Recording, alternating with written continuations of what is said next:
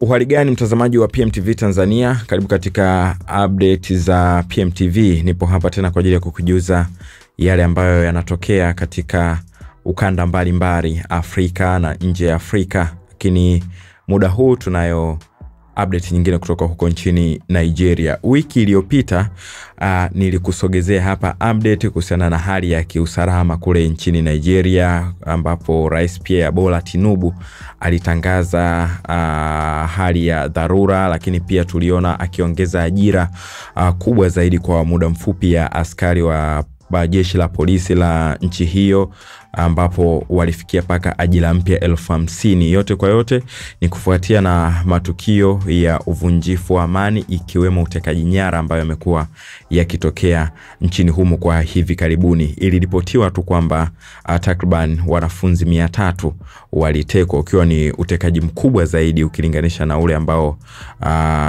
wana kikundi wa Boko Haram waliwahi kufanya nchini humo, wa kuwateka wanafunzi wengine katika miaka michache iliyopita, takriban 8 hivi.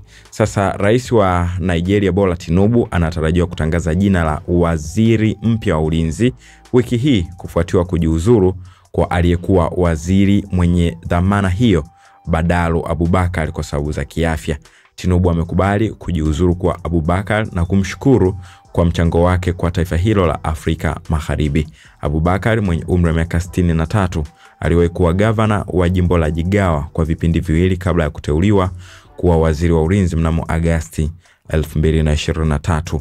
Barua yake ya kujiuzuru iliwasilishwa Disemba 1, 2025 na tangazo rasmi lilitolewa na mshauri maalum wa Rais Bayo Onanuga.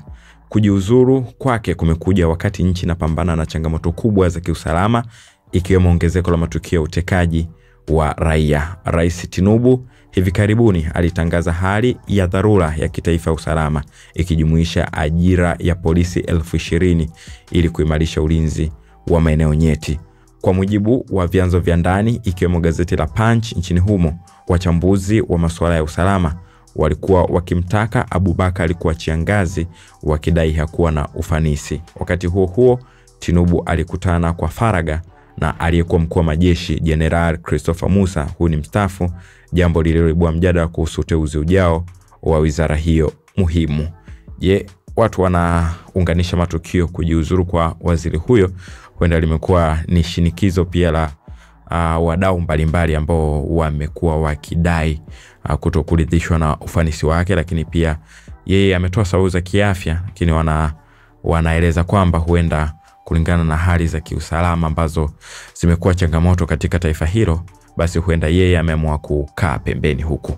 Nini maoni yako kwenye hilo? Basi unaweza kushiriki nasi hapo. Asante.